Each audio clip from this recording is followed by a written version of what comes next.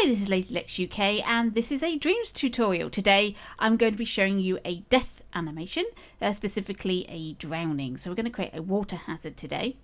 I'm not going to go into how to make beautiful looking water, that's a tutorial all on its own, but I have used a water cookie, I think that's what we're calling them now, by Brantor from the Dreamverse. This is super realistic water, and I'd like to thank him for putting that publicly on the Dreamverse for people to use, so I've used that today.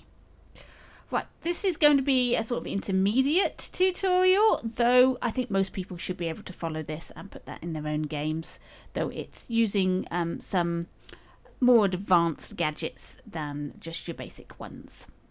Right then, let's have a look at how to create a water hazard. The basic thing, this is what most people will do, is you've got your ground,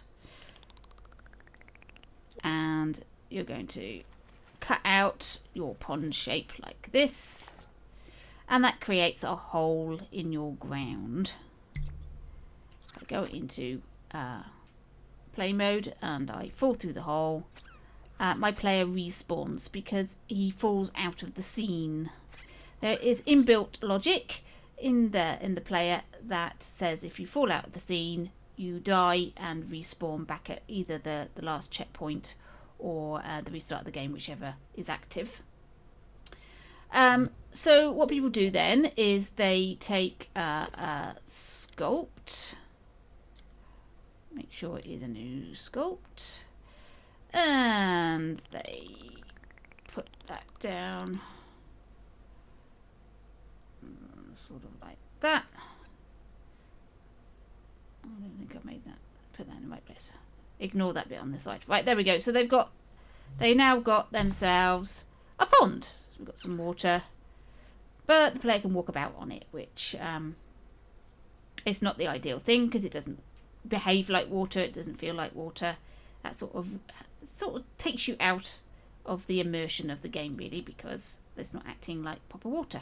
It's a bit solid. Be right for ice, but it's a bit solid for water.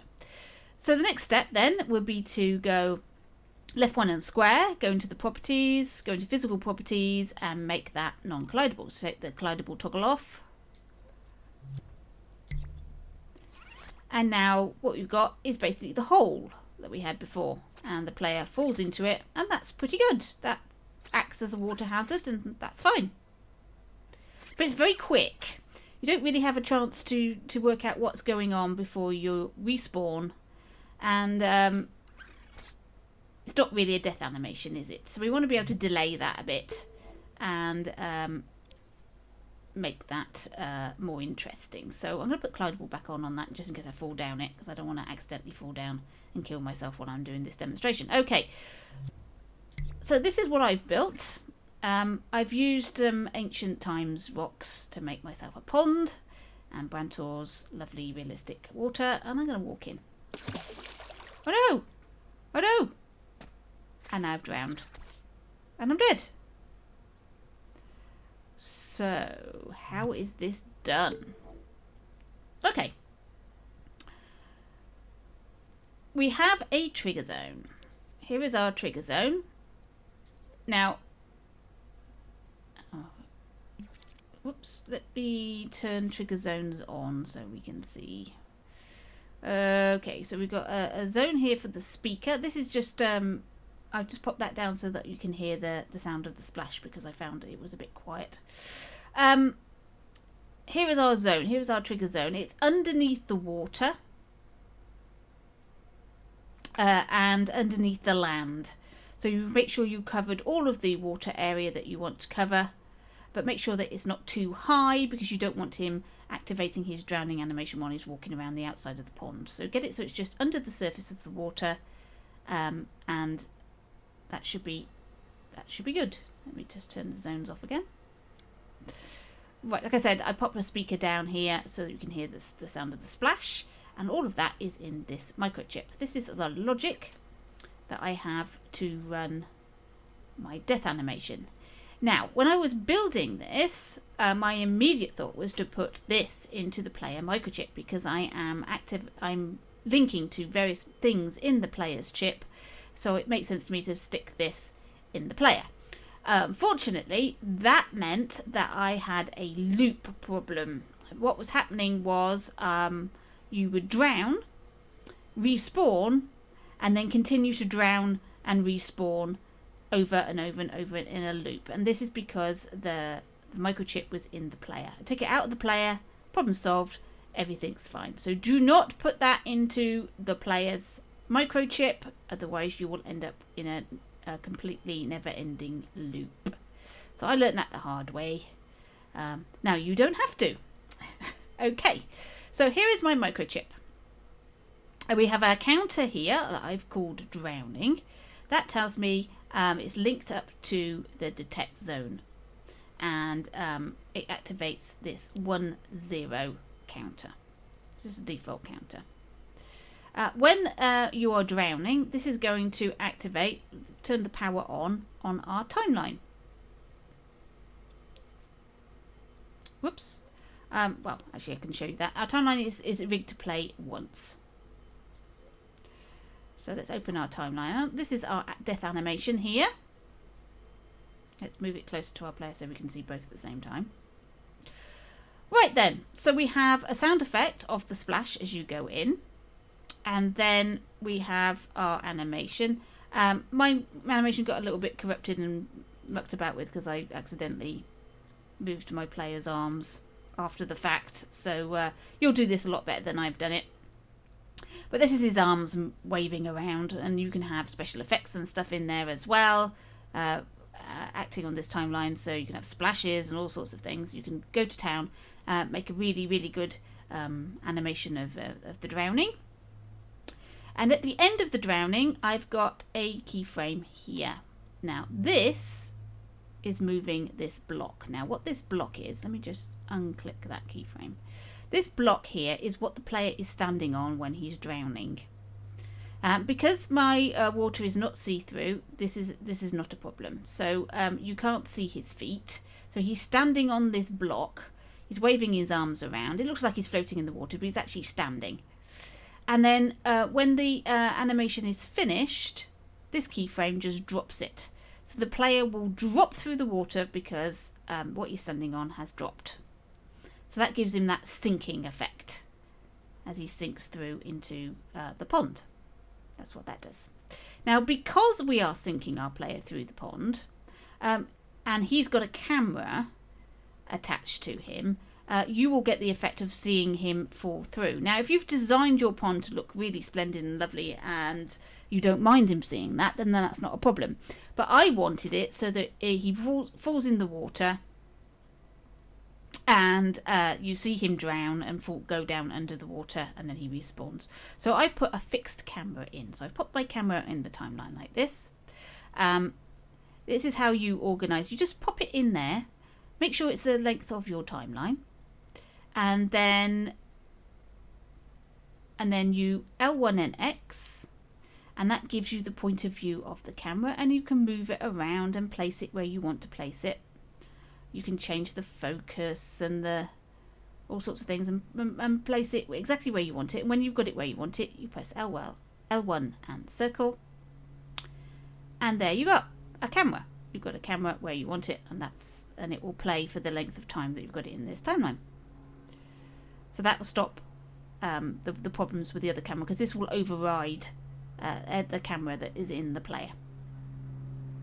So there's our animation. That's our death animation. You can make that as glorious as you like. Right then. When the animation is finished, we've got on end trigger. I'm going to set off this counter. This counter is telling me I am now dead. I'm going to wire a lot of things off of this. This is why I've got a counter. You could technically do everything off of this, but I think it's neater to have something in there that shows you the stages. This is why I've used these counters for this purpose. And it's also like a nice single point of call for doing all your changes. Right then, so this now says we are now dead. What this is doing is it's got an AND gate here, and we're going to look to see various things. First of all, when the player is dead, I've got this wire. This is going into the player. So let's open the player's microchip. And we want the controller logic. And because everything is over here, let's move this over so we can see the wires. Right. Okay, so we've got a wire here from the dead. This wire is going into die on the controller sensor. This will kill our player.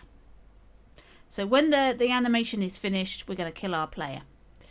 When you kill the player, there is a default wire here for is dead, which goes straight into respawn. If you want there to be a delay, so then between the player dying and the respawn, you could put a timer between these things. You put a timer in here, so there is a slight delay before he respawns. You could do that. And depending on your death animation, that might be a good idea. So you could have the timeline organized slightly differently, so and have your camera separate. So you could have your camera centered before he respawns, so there is a delay. You can play about with this. There's all sorts of things you can do. Right, but back to this. So that's going to kill our player. Then we've got an AND gate here that says if the player is dead. So we're looking at the this is dead section here. Output is dead, and this is on. Then we're going to affect this selector. Now, what this selector does is turn off the controls. So when we first came in, you can see there's a link here. When we first came in and started the drowning, I sent a wire to this selector. Now, the selector starts off on A as a default. A has got nothing connected to it at all. So when I sent a pulse down this wire to move to the next output, it immediately went to B, and B is wired to disable controls. Disable controls is on the imp page at the bottom. Looks a bit like the Ghostbusters symbol. There we go. So we're disabling the controls here. So we do that immediately if we start the drowning, so that our player doesn't have a chance to try and jump out or move out of the way or move around while he's doing his animation. So we're disabling the controls here. When the player dies and we are dead because of this hazard, we have to make sure that this is the reason. Then we're going to move to the next output, which will move us back to A, which will turn the controls back on. So there we go. That is disabling our controls, and so the player can't move about, and that's all of that. Now here we have a NOT gate. So it's linked to the detect zone. So when our player respawns, they're no longer in this detect zone, and we're going to reset all of our settings. So we're going to reset our drowning, our timeline, and our dead back to 0. And for the case of timeline, back to the beginning of the playhead through restart timeline. And you'll find that here. Restart timeline, you just wire it into there. So that's all reset. So if you're stupid enough to drown once, then you're stupid enough to drown twice. So it allows you to fall into this pond as many times as you need to fall into the pond, because it's just reset itself. And it will do all the animations all over and over again. So there we have it. There is our death animation. And obviously I've used drowning as an example, but you could do death animations for anything at all, for any sort of hazard. So you could have them doing something weird and wonderful if they're electrified, or you can have them exploding into little bits before they respawn. You could do all sorts of things. This is how you create a death animation, and there's lots and lots of ways you can do it. Other than that, you have now a water hazard that you can use and enjoy. Thank you for watching. Hope that was useful, and I'll catch you in your dreams.